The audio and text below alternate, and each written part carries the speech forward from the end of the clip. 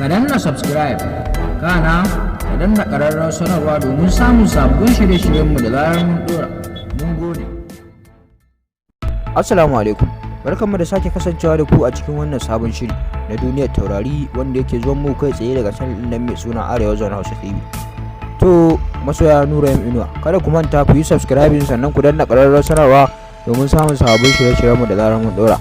Za ku ga subscribe a ƙasan bidiyo sai ku danna shi sannan ku danna ƙararrawa. Mun gode.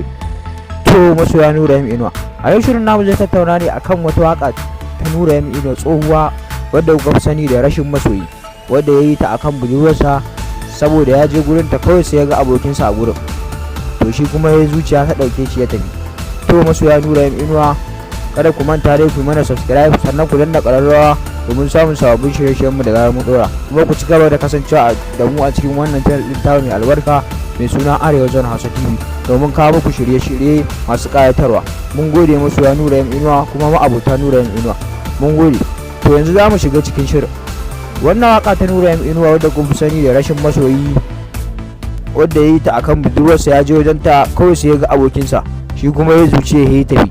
To masoya nura inuwa, a wannan album din nasa na lokaci zai yi tafihinta wadda kamar yadda kuka gani mun rubuta a jikin sikirin din bidiyon rashin masoyi 2, ita zai yi a wannan album din nasa na ni da ku har da ita a ciki.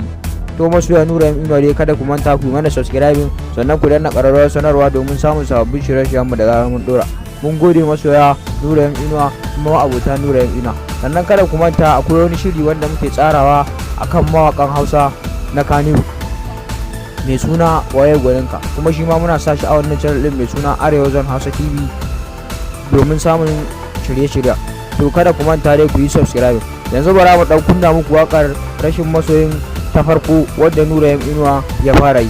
Mun gode masoya nura inuwa, kada dai ku manta ku danna kalmar nan mai alamar subscribe sannan ku danna ƙararrawa. Mun gode. Na ɗauki hanya na tafi za da je gun masoyiyata, na ci ado na sanya kaya ita ɗai na yi wa kwalliyata, kudan na je sai na ga aboki na kunga dole na fusata, sai na hau dokin zuciya ban tsaya na ji ba asira. Rashin masoyi bai da daɗi, ka bar takaicin huce haushi, inda ne kai ka jawo kanka ba ka ji daɗin rayuwa.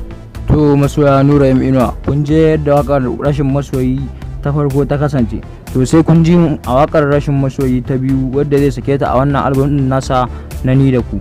Mun gode masoya nura inuwa kuma ma'abota nura inuwa, ku ci gaba da kasancewa da mu a cikin wannan channel din ta mai albarka mai suna Arewa Zone Hausa TV. Sannan kada ku manta ku danna subscribe sannan ku danna ƙararrawar sanarwa domin samun sababbin shirye-shiryen mu da zarar mun dora.